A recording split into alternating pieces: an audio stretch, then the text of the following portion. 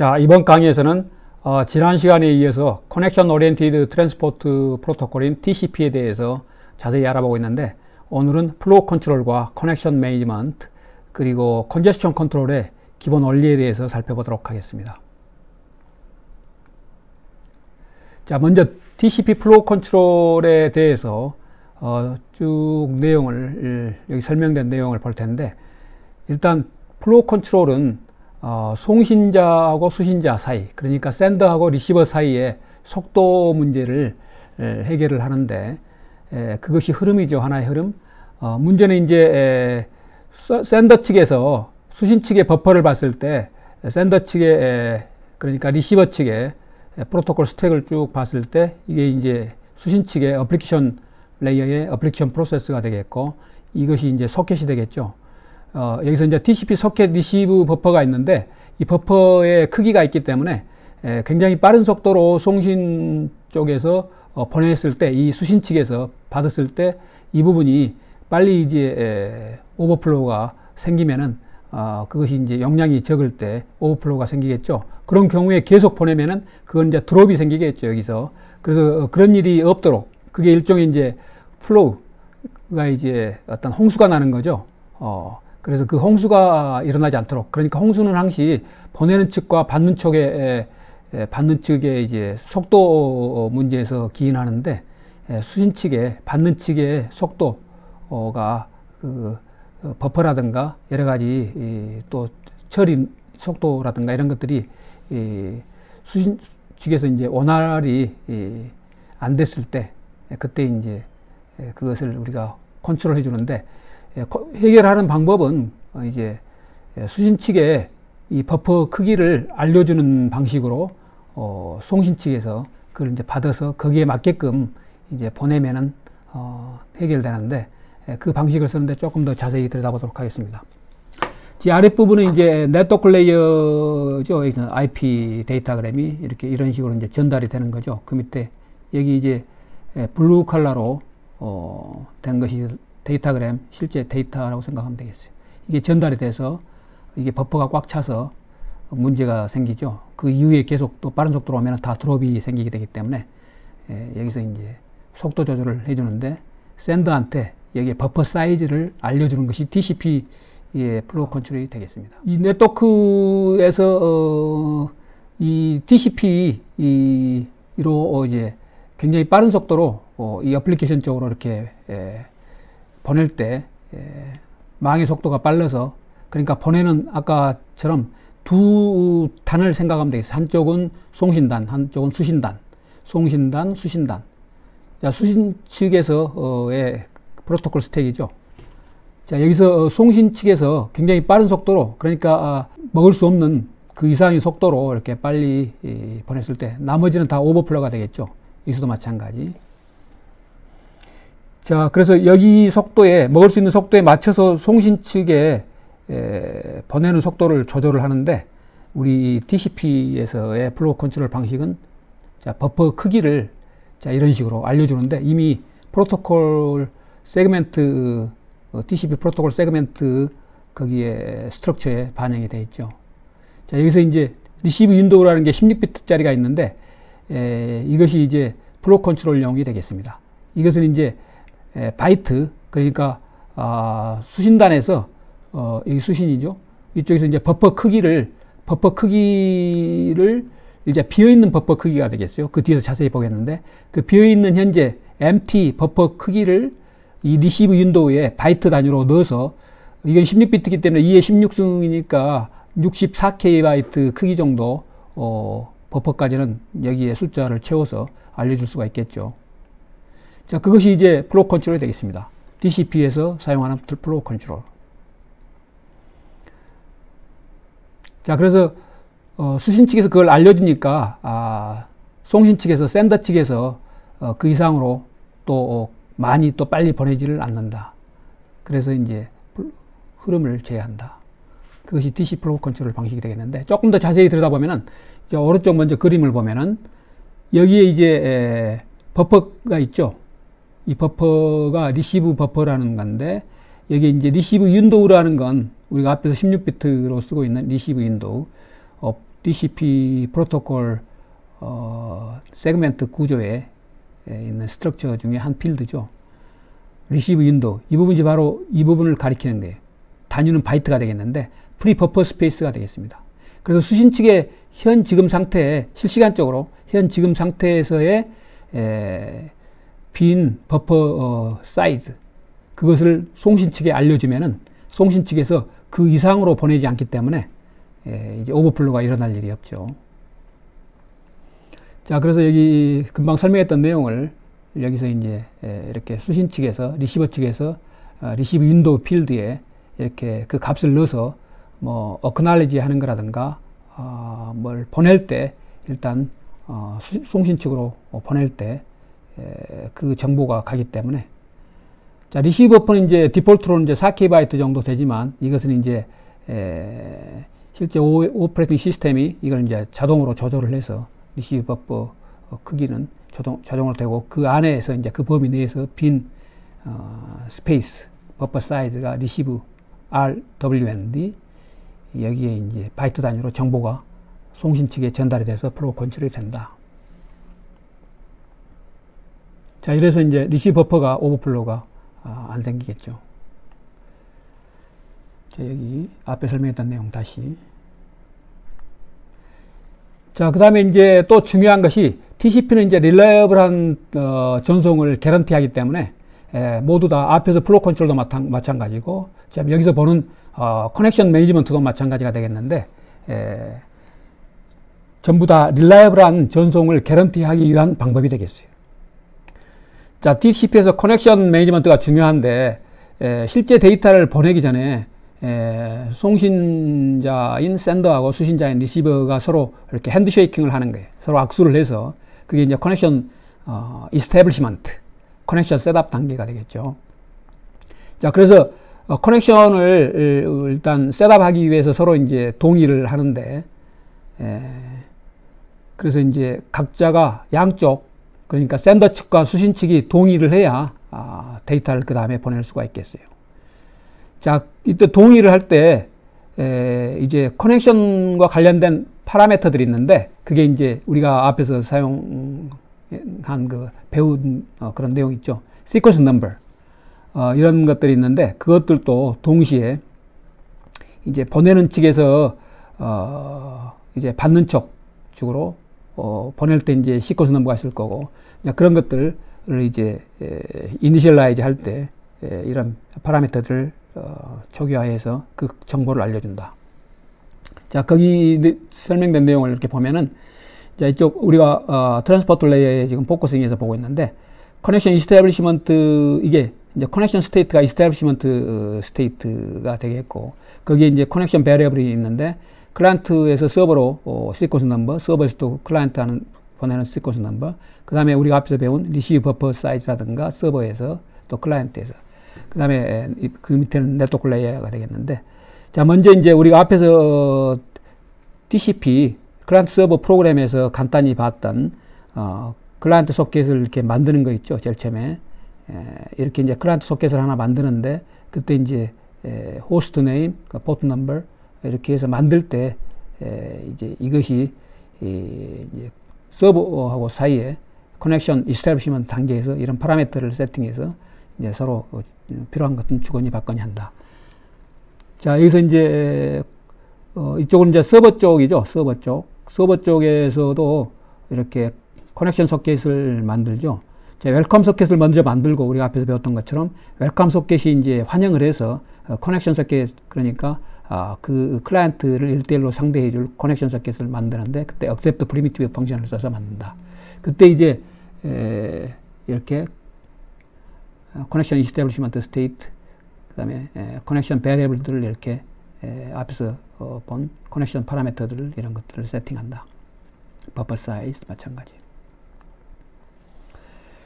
자, 그러면 커넥션을 이제 제일 처음에 이제 이스태블리시먼트 하는데, 커넥션을 설정하는데, 또 셋업 하는데, 우리가 3웨이 핸드쉐이킹이 우리가 TCP에서 사용하고 있는 그 방식인데, 3웨이보다는 2웨이는 이렇게 한 번, 두 번, 이게 2웨이가 되겠고, 3웨이는 한 번, 두 번, 세 번 하면 이제 3웨이 핸드쉐이킹이 되겠고, 그건 뒤에 배울 텐데, 그렇게 복잡한 것을 쓰는 이유는 투웨이 핸드쉐이킹에서 어떤 가진 문제점을 우리가 해결하기 위해서 스리웨이 핸드쉐이킹을 쓰는 거예요.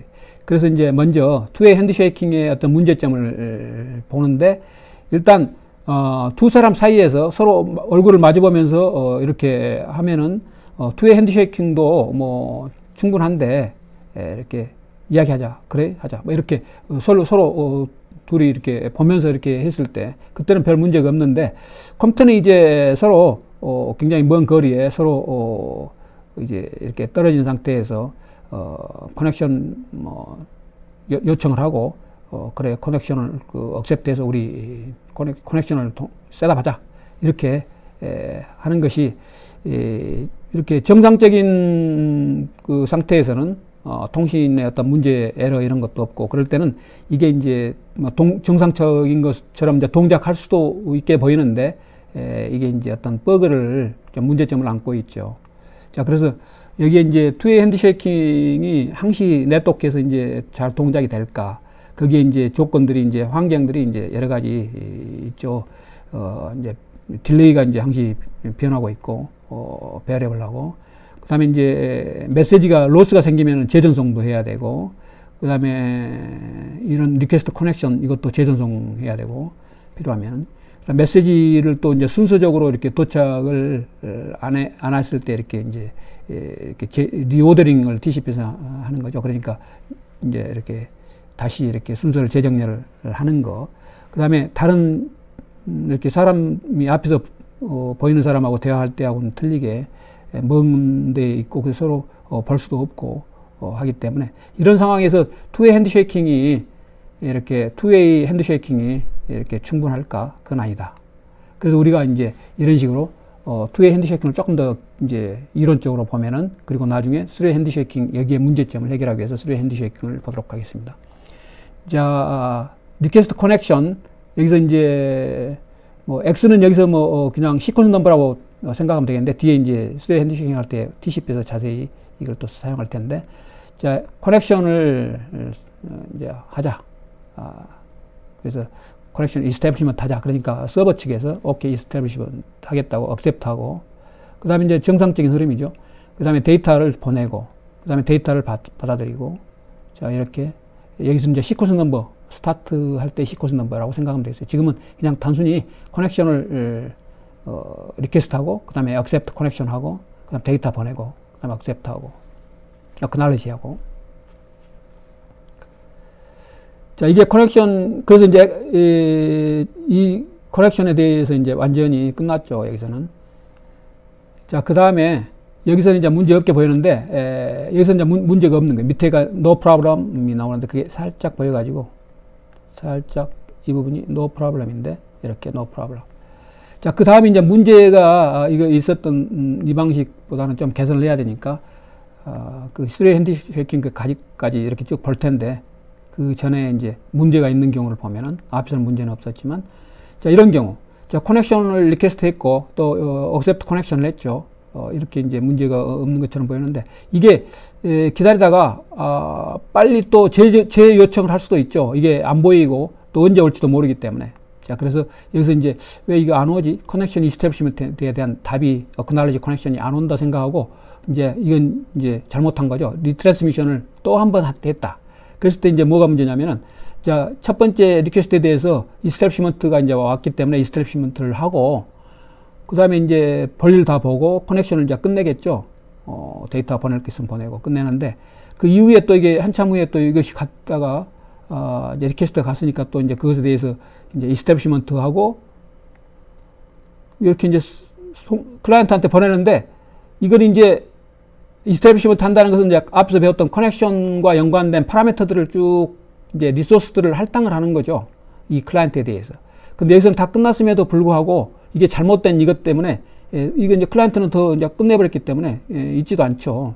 그런데 여기에 이제 그 있지도 않는 클라이언트를 위한 메모리라든가 그 해당되는 커넥션 파라미터에 해당되는 뭐 리소스들을 이렇게 할당을 하고 있기 때문에, 그게 이제 낭비적인 것이고, 만약 이것을 악이용한다면은 이런 것을 굉장히 여러 개를 이렇게 공격으로 할 때 사용하는 방법인데, 서버를 공격하기 위해서 이렇게 클라이언트가 이제 한 개가 아니고 굉장히 많은 클라이언트들이 이렇게 커넥션 이스태블리시먼트를 이렇게 한 것처럼 하고 열린 상태에서 이제 커넥션을 끊어버리고 클라이언트가 그걸 굉장히 많이 했을 때 이제 그것이 하나의 서버에 대한 공격이 되겠어요. 공격 방법이 되겠고. 자, 이것은 이제 의미가 없는 거죠.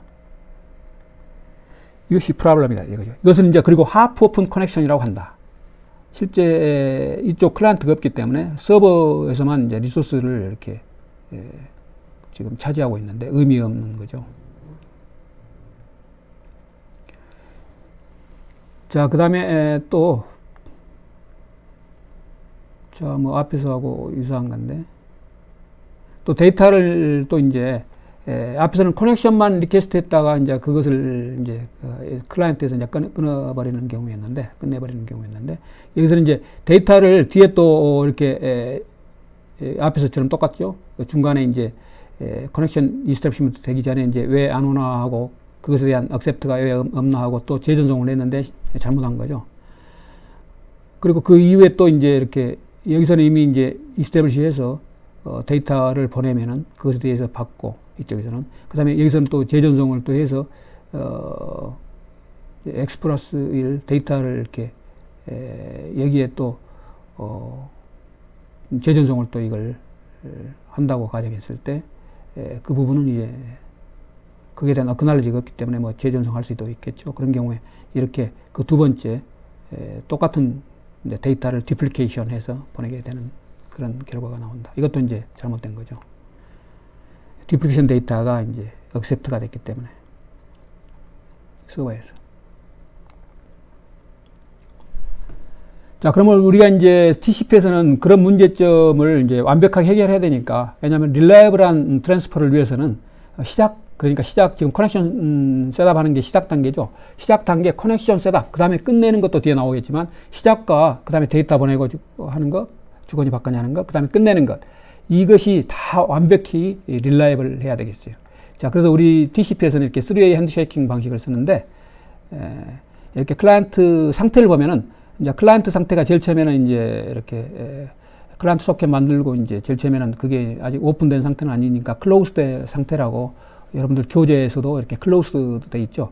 그래서 리슨보다는 클로우스드가 낫기 때문에 클라이언트 측은 서버 측은 이제 여러분 교재에서 본 것처럼 상태가 리슨 상태가 있기 때문에 리슨으로 이제 클라이언트를 기다리는 그런 상태지만 자 이렇게 해서 클라이언트 소켓 이제 만들고 그 다음에 클라이언트 사이드 쪽을 봤을 때 이제 서버한테 그 요청을 하겠죠. 서버 이름 쓰고 서버 포트 넘버도 쓰고 이제 커넥션 하겠다는 커넥트 프리미티브 펑션을 써서 그랬을 때 이제 커넥션을 셋업하는 거예요. 그때 이제 시퀀스 넘버를 이니셜라이즈해서 항시 1부터 뭐 0부터 이렇게 출발하는 게 아니라 시퀀스 넘버를 랜덤하게 랜덤 넘버 제너레이션해서 거기서부터 시작한다. 그것이 이제 여러 가지 보안에서도 유리하고 하기 때문에 그런 방식을 쓴다. 그것을 이제 TCP 이것을 이제 씬 세그멘트라고 하는데 여러분들 이제 와이어샥에서 그 배우는 그런 또 관찰해 볼 수 있는 그런 내용이 되겠는데 이 부분은 나중에 이제 와이어샥 할 때 씬 비트가 1로 시작할 때 1이 된 것을 볼 수가 있겠어요. 자, 그래서 TCP C는 스타트라고 생각하라고 그랬죠. 스타트 할 때 이게 1이 되고, 그 다음에 시퀀스 넘버에서 랜덤 넘버 제너레이션 한 거, 그것부터 이제 시작하기 때문에, 그래서 쭉 연이어서 이제 진행이 되겠죠. 자, 서버 측에서는 이제 그러기 전에 이제 리슨 상태에 있어야 되겠죠. 우리가 앞에서 배운 것처럼, 서버 소켓 만들고, 이게 웰컴 소켓이죠. 그 다음에 바인딩하고, 그 다음에 리슨 이 상태가 되겠죠. 자, 여기서 이제 전체를 다 보면은, 서버 상태에서 이제, 클라이언트의 요청을 이제, 리슨하고 있겠죠. 그래서 리슨 상태가 되겠고 상태만 먼저 보면은 그 다음에 이제 스타트 하겠다는 신 비트 1 이게 이제 싱크로나이즈 비트죠. 그 이제 커넥션 이스태블리시먼트 하겠다고 요청이 들어왔으니까 커넥션 리퀘스트 그래서 신 리시브드 상태가 되겠고 그 이후에 이제 그 클라이언트에 대해서 커넥션이 이스태블리시먼트 상태로 되겠죠. 그 다음에 서버 상태를 보면은 제일 처음에는 클로스드 상태고 그 다음에 이제 소켓을 하나 만들겠다고 이렇게 클라이언트 소켓에서 이렇게 TCP 커넥션 이 소켓을 만들고 커넥션 하겠다는 이 커넥트 이걸 통해서 이제 TCP 커넥션 이스태블리시먼트를 하는 거죠. 그래서 여기서 이제 싱비트 1, 그 다음에 시퀀스 넘버가 X인 요청이 들어가게 되면 이쪽에서 이런 상태가 되고, 그 다음에 이제 그것에 대해서 이쪽에서도 마찬가지로 시퀀스 넘버 Y가 또 이쪽 서버 쪽에서 또 이니셜라이즈 랜덤 넘버로 이렇게 만든 시퀀스 넘버 값이 있겠죠. 이쪽에서 뭐 보낼 때 쓸 시퀀스 넘버. 그래서 그것을 X로하고 틀리겠죠. 이건 클라이언트에서 사용하는 시퀀스 넘버고, 자기가 클라이언트가 보낼 때 이쪽은 서버가 클라이언트한테 보낼 때 시퀀스 넘버가 되겠고, 그래서 그 넘버를 이렇게 TCP SYN acknowledge 이 메시지 보내고 할 때 거기에 이제 사용하고, 그 다음에 이 acknowledge에 대해서 여기 acknowledge 있죠. SYN에 대해서 acknowledge 하고, 자, 그랬을 때 이제 싱비트도 1이고, 여기서도 이제 스타트 하겠다는 거니까 시작하자, 오케이, 시작하자, 이런 거 의미로 생각하면 되겠어요. 자, 그래서 여기서도 1이고, acknowledge, 이것에 대한 acknowledge를 했기 때문에 싱비트도 1이고, acknowledge 비트도 1이 되겠어요. 그래서 1, 1, 이 부분을 와이어샥으로 잘 관찰을 해보기 바랍니다. TCP 할 때 와이어샥 랩에서 여러분들이 관찰해 볼 수 있는 싱비트, acknowledge 비트가 있으니까 그 문제도 있고 하니까 잘 관찰해 보기 바랍니다. 그 다음에 이제 acknowledgement 넘버는 제일 처음에 이제 시퀀스 넘버 X였기 때문에 이제 그 다음 X 플러스 1로 이렇게 진행이 된다. 그 다음에 이쪽에서는 이제 이제 커넥션 이스태블리시먼트가 되겠죠. 그래서 상태가 SYN을 보낸 상태에서 그 이후로 이제 서버가 커넥션을 이제 셋업하는 것에 대해서 accept 했기 때문에 acknowledge 했기 때문에 이스태블리시먼트 상태. 그래서 여기서 이제 SYN acknowledge를 받고, 그 다음에 서버가 이제 살아있다는 것도 알고, 그 다음에 acknowledge를 또 이것에 대한 acknowledge 또 보내는 거예요. 그래서 3웨이 핸드쉐이킹이 되는 거예요. 이렇게 해서 두 번으로 끝내면은 2웨이가 되겠지만, 또 클라이언트가 또 오케이, 이걸 또 한 번 보내는 거예요. 이 SYN acknowledge에 대해서 이게 이제 SYN acknowledge라고 하는 거예요. 이것에 대한 acknowledge였기 때문에 SYN acknowledge에 대해서 acknowledge를 보내는 거죠. 여기에는 이제 데이터를 넣을 수도 있고 안 넣을 수도 있고, 여기에는 이제 데이터, 이 부분부터는 이제 클라이언트가 보낼 데이터가 있다면 넣어도 되겠어요. 클라이언트 서버 데이터를 여기다 집어넣어도 되겠어요.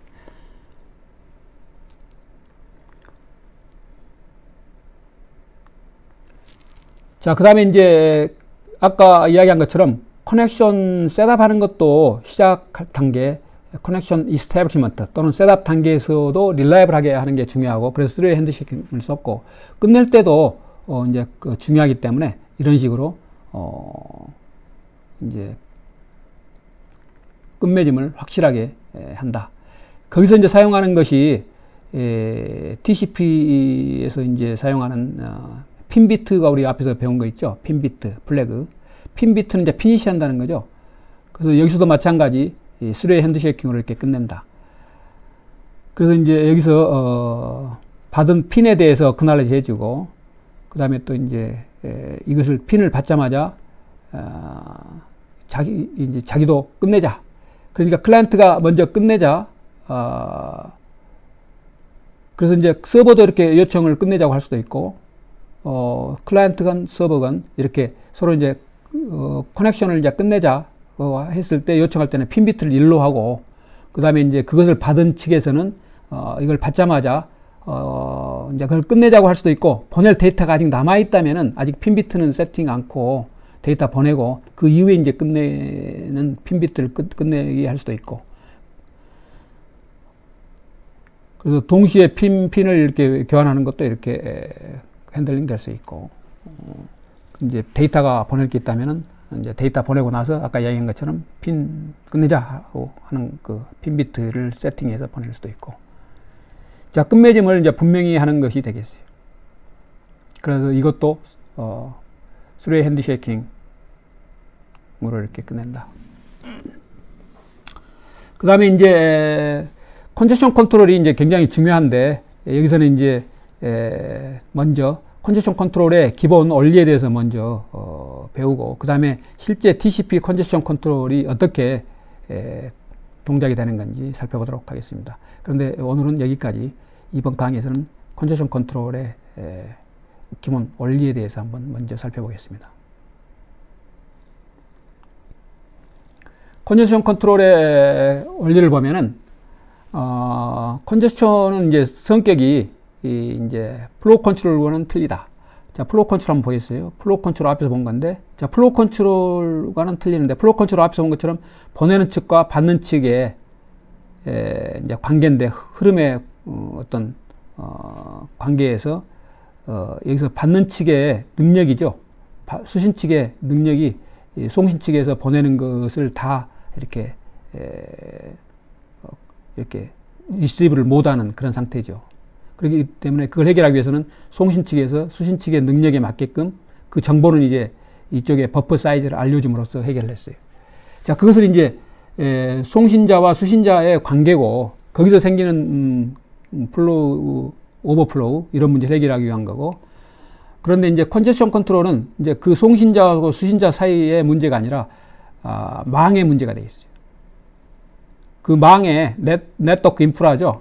거기에 이제 너무 많은 보내는 것들이 데이터를 너무 망이 수용할 수 있는 이상의 데이터를 이렇게 진입을 시키기 때문에 망으로 그것이 이제 네트워크가 핸들링할 수 없는 정도이기 때문에 망이 마비가 되는 거예요.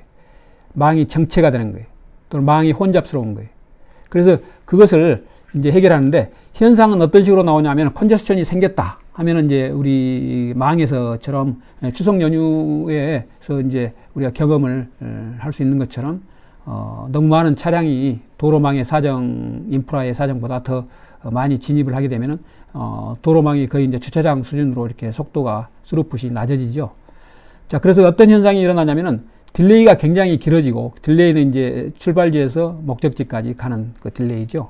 그것은 이제 라우터가 중간에 있다면 우리 컴퓨터 네트워크의 관점으로 봤을 때는 라우터의 버퍼가 이제 꽉 차서 또 거기서 이제 큐에서 기다리는 시간, 이런 것들 때문에 딜레이가 심해지고, 그 다음에 이제 또 라우터가 이제 꽉 찼기 때문에, 버퍼가 꽉 찼기 때문에 오버플로우가 생기고 그렇다. 그것이 이제 현상이 되겠죠.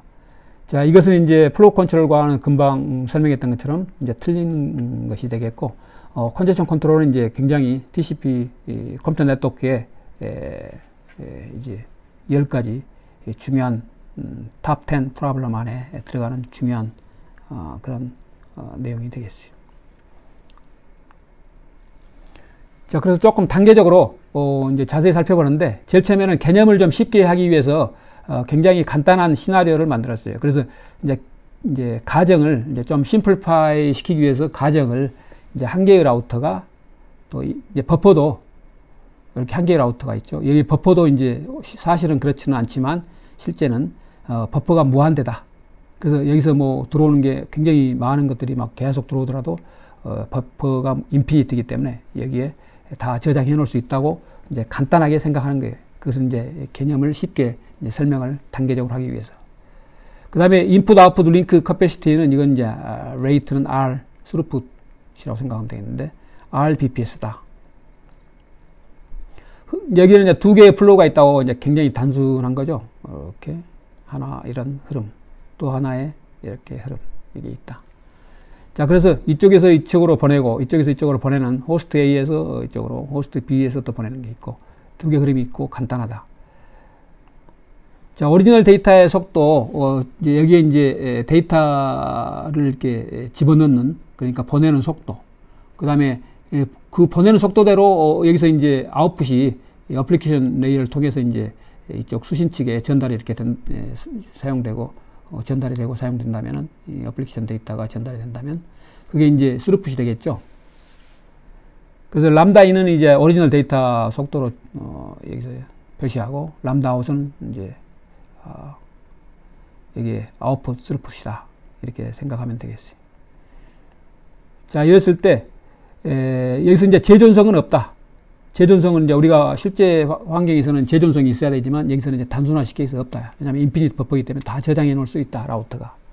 그랬을 때 람다인이 2분, 그러니까 람다인이 이제 여기 람다인이 이제 들어오는 진입시키는, 그러니까 데이터를 보내는 속도죠. 여기는 양쪽이 균등하게 전체 스루풋이 속도가 R이기 때문에 이 두 흐름이 골고루 사이좋게 2분의 r씩 가져간다고 했을 때 람다인을 2분의 1 r로 이렇게 쭉 보내면은 이제 균등하게 2분의 r로 쪼갠 거죠. 이쪽 흐름 2분의 r, 이쪽 흐름이 또 2분의 r 균등하게. 그랬을 때 아웃풋이 이제 2분의 r로 이렇게 되면은 아주 아이디얼한 경우죠. 이게 이제 맥시멈이고, 이게 이제 2분의 r 이상으로 이렇게 되더라도 이제 버퍼에 저장은 되겠지만 실제 이게 이 망의 속도가 스루풋이 r이니까 이쪽은 이제 한쪽만 봤을 때 2분의 r이니까 2분의 r 상태에서 이제 스톱돼 있겠죠. 2분의 r. 그래서 이것도 2분의 r, 이것도 이 흐름도 2분의 r이 되겠어요. 각각이. 이건 이제 아이디얼한 경우고 실제 사실은 이제 그렇지 않죠. 우리가 조금 더 개념을 이제 사실적인 것을 좀 고려를 해서 뒤에서 보도록 하겠습니다. 먼저 이걸 마무리 지면은 이제 여기서 여기까지 보내는 속도는 이제 스루풋은 그렇다 치는데 굉장히 2분의 r로. 그런데 이게 2분의 r로 이렇게 근접할수록 람다인의 이게 스루풋이 2분의 r로 이렇게 근접할수록 이 타임 딜레이는 이렇게 굉장히 여기서 여기까지 딜레이가 또 다른 퍼포먼스 팩터 중에 하나죠. 스루풋, 그 다음에 딜레이가 중요한 거니까. 딜레이는 굉장히 이렇게 커져서 거의 무한대에 이제 육박하는 거죠. 이론적으로.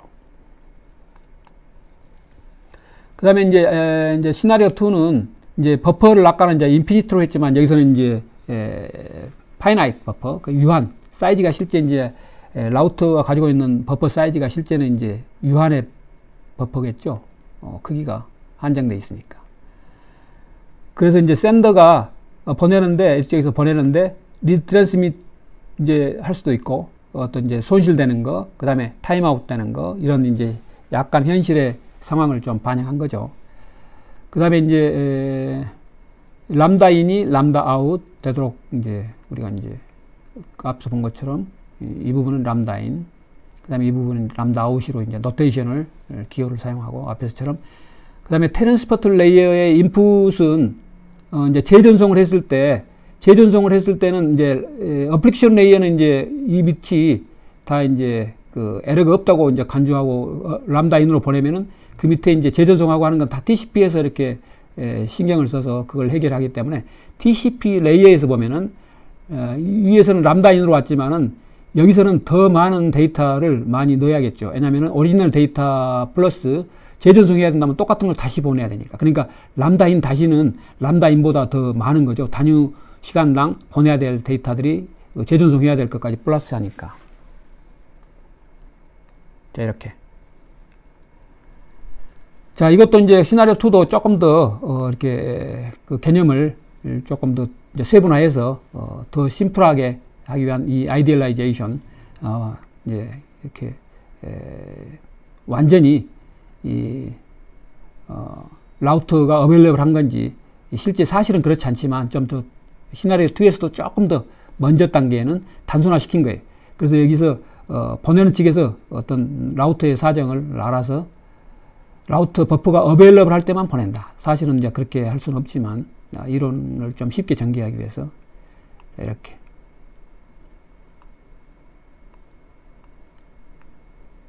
자, 그렇게 했을 때 이렇게 2분의 r이 이제 되면은 이쪽 스루풋은 이제 그 2분의 r로 이제 육박하는데, 그 다음에 또 조금 더 이제 다른 것을 또 고려를 해보면은, 그 다음에 이제 여기서 샌더가 드롭이 됐을 때 그때만 패킷을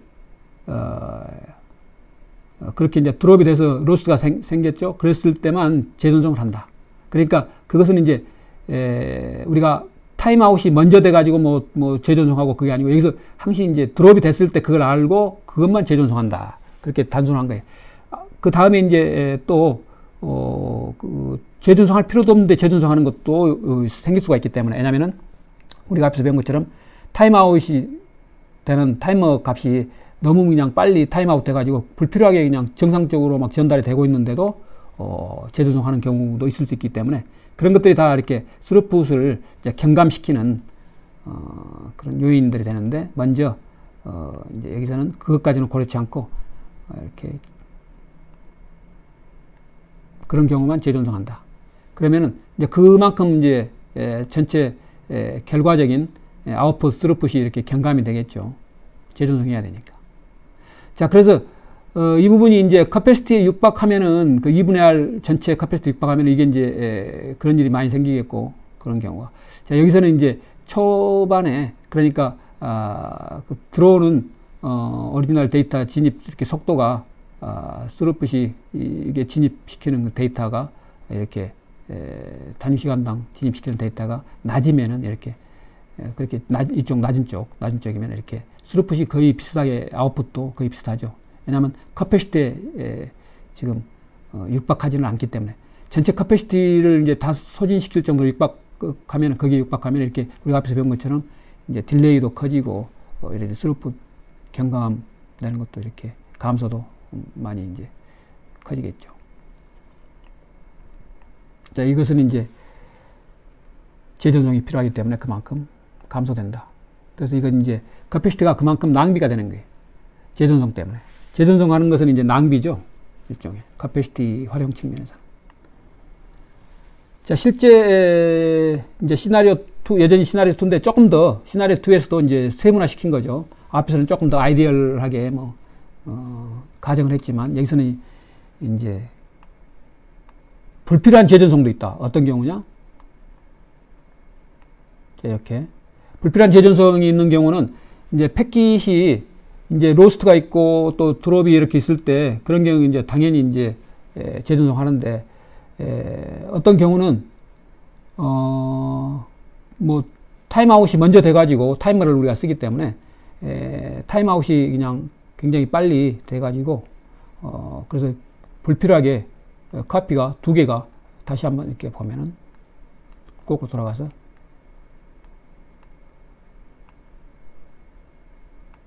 여기서 바로 이렇게 진행이 나왔는데, 자, 이렇게 여기서 또 재전송을 이렇게 해서 불필요하게 두 번이 가기 때문에 똑같은 하나를 또 재전송 이렇게 하나를 보내고 이건 정상이고 재전송이 아니고 또 하나를 이렇게 재전송은 여기서 고려를 했고 여기서 불필요하게 이렇게 불필요한 그 듀플리케이트 그것을 또 보냈기 때문에 왜냐하면 타이머 값이 너무 작게 잡혀서 프리머추어 타임아웃이 일어났기 때문에 그래서 거기서 또 경감시키는 거죠. 그래서 스루풋은 전체 아웃풋 스루풋은 항상 이렇게 계속 뭐 설상가상으로 더 이렇게 감소가 되는 거죠. 자, 여기서 불필요한 재전송 때문에 앞에서는 필요한 재전송이 있고 여기는 밑에는 불필요한 재전송 때문에. 자, 그래서 그것에 대한 컨제스션에 대한 대가, 이제 코스트는 우리가 대가로 가격 또는 대가로 치면 생각하면 되겠는데 어떤 그런 원인과 가격, 대가. 자, 컨제스션에 대한 대가로 우리는 어떤 주어진 수신 스루풋에 대해서 더 많은 재전송 이런 일을 해야 되고 불필요한 재전송을 해야 되고 그래서 많은 카피들을 보내야 되고 전체 우리가 얻을 수 있는 스루풋을 이렇게 경감시키고 하는 거죠. 그래서 조금 더 이제 리얼리스틱한 시나리오를 시나리오 3로 해서 한번 보면은 여기 4개의 샌더가 있다. 그리고 멀티 홉 패스가 이렇게 뭐 여러 패스들이 이렇게 있다. 이제 컬러가 틀리게 이렇게 나온 것들이 전부 패스가 되겠지. 그 다음에 타임아웃도 있고 리트랜스밋도 있고 그래서 앞에 우리가 썼던 람다인 다시 이것이 이제 그대로 여기서는 람다인 대시는 리트랜스미션 하는 데이터까지 포함한 어떤 보내는 그런 레이시 되겠고 속도. 그랬을 때 이제 여기서 람다 아웃은 이쪽 수신 측에서 받는 스루풋이 되겠어요. 우리가 얻을 수 있는 스루풋 전체. 자, 그래서 이 부분 여기 부분도 이제 라우터가 현실의 세계에서는 한 라우터가 굉장히 많은 패스들한테 이제 공유가 되겠죠.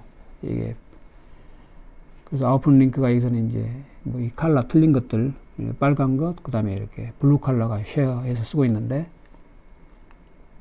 여기도 마찬가지 빨간 거 그 다음에 그린 컬러가 플로우 패스가 쓰고 있다. 여기서 이제 람다 인과 람다 인 대시가 이렇게 막 증가했을 때 그 다음에 붉은 축 이게 람다 인 대시 이게 붉은 축에 이것이 증가했을 때 그랬을 때 이제 이쪽에 버퍼도 그냥 거의 이제 풀로 되고, 그랬을 때 이쪽에서 이제 컨제션을 일으키는 그런 요인이 생겨서 이걸 버퍼를 다 이제 소진시키고, 그런 경우에 이것이 이제 이것은 이제 정상적인 컨제션이 없는 정도의 스루풋 낮은 속도로 이렇게 보내고 있음에도 불구하고 여기 이제 스루풋이 이제 이쪽은 꽉 막혀서 이제 제로가 되겠죠. 거의 버퍼가 이것 때문에 꽉 막혀서.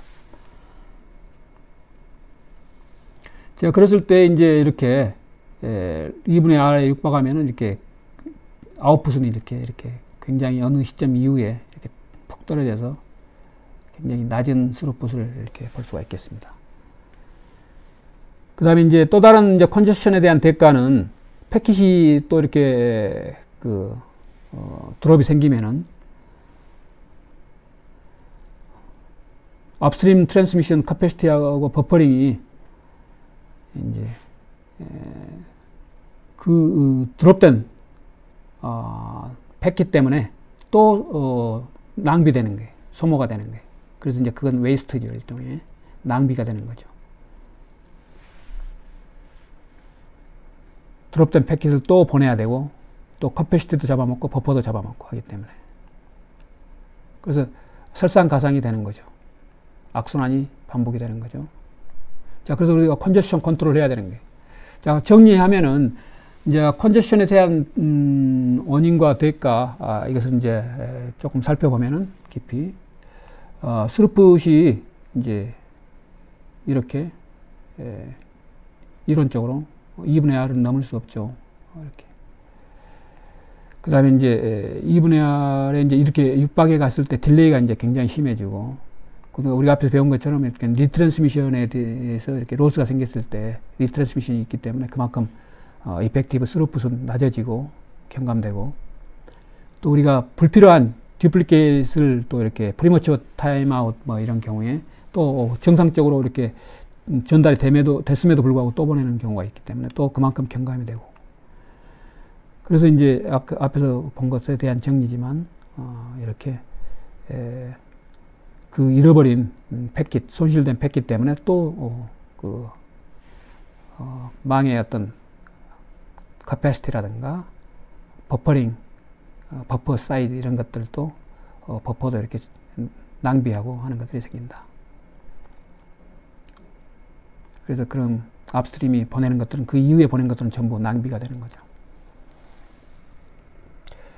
자, 그래서 컨제션 컨트롤을 해결하는 것은 우리가 결과는 이미 TCP 컨제션 컨트롤이 이 다음 서브 챕터에서 이제 자세히 소개되겠지만, 여기서는 이론적으로 한번 이제 또 정리하는 부분이니까 한번 쭉 살펴보면은, 자, 엔드 투 엔드 컨제션 컨트롤, 그것은 이제 크게 나눠봤을 때 이제 이런 두 가지로 나눠볼 수가 있겠는데, 먼저 이제 망에서 내가 지금 망에 정체가 됐다 하는 정보를 이렇게 샌더 측에 안 알려주는 거예요.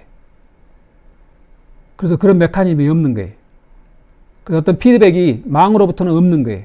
그것이 실제 우리가 사용하고 있는 TCP에서 지금 그런 식으로 컨제션 컨트롤이 되고 있는데, 그래서 컨제션이 망이 정체가 됐다는 것은 이제 뭘 보내고 그 어크날러지 잘 받았습니다 하는 것이 이제 어크날러지가 오죠. 그걸 보고 그게 너무 이제 타임 딜레이가 심하거나 어떤 경우는 아예 안 오거나 그런 것들을 이제 관찰을 해서 이제 이게 망이 현재 문제가 있구나. 그래서 이제 컨제션 컨트롤을 하고 하는 거예요. 그래서 이런 어프로치는 이제 TCP에서 이제 사용하는 그런 어프로치가 되겠는데, 또 다른 이제 방식은 망이 만약 나는 지금 컨제션이 된 상태이기 때문에, 망이 혼잡된 상태이기 때문에 이것을 조금 보내는 측에서는 좀 천천히 늘 보내도록 해달라는 어떤 메시지를 수신 측에 보내서 수신 측에 정보가 도달했을 때 어크날러지 메시지를 통해서 이제 송신 측에 가거나, 또는 송신 측에 바로 그걸 보내거나 하는 그런 것들이 있을 수 있겠죠. 그런 경우에 이제 라우터가 직접 이제 그런 경우 정보를, 피드백을 샌딩 또는 리시브 호스트들한테 알리기 때문에 그 콘제스트가 된 라우터, 그 상태에 있는 라우터가 알리기 때문에 그런 경우는 이제 explicit congestion control이라고 한다. 이것이 이제 컨제션 레벨이라든가 또는 어떤 샌딩 레이트를 이제 익스플리시트하게 그냥 알려서 이제 컨트롤을 하는 방법. 실제 이것은 TCP에 우리 TCP에서는 사용하지는 않지만 이런 경우도 방법도 있을 수 있다. 자, 익스플리시트하게 이렇게 일부러 알리는 거예요. 자, 우리가 TCP에서 이제 그런 방식은 앞에서 방식은 이제 주로 사용하지만 이런 방법은 이제 explicit congestion notification이라는 것으로 할 수도 있다. TCP 세그멘트 구조 설명할 때 플래그 비트가 있었는데 맨 왼쪽에 2비트 그것이 이제 이 congestion explicit congestion notification과 연관된 거라고 생각하면 되겠어요. 그것을 활용할 경우에는 이제 이렇게 explicit congestion 컨트롤을 할 수도 있다. 그렇지만 일반적으로는 이제 어크놀리지를 통해서 간접적인 그런 방법으로 컨제스션 레벨을 이제 판단해서 한다. 그 다음에 다른 프로토콜도 많이 있었는데 ATM이라든가 덱넷이라는 거기 프로토콜도 있었고, 그 다음에 또 IBM도 과거에 이제 지금은 이제 사용하지는 않지만 SNA 시스템 네트워크 아키텍처 거기에 이제 TCP 프로토콜 전 세계 표준으로 되기 전부터 쭉 사용했던 그런 프로토콜들이 있는데 거기서는 이제 이런 것들을 사용했다. 자, 그럼 오늘 강의는 이 정도로.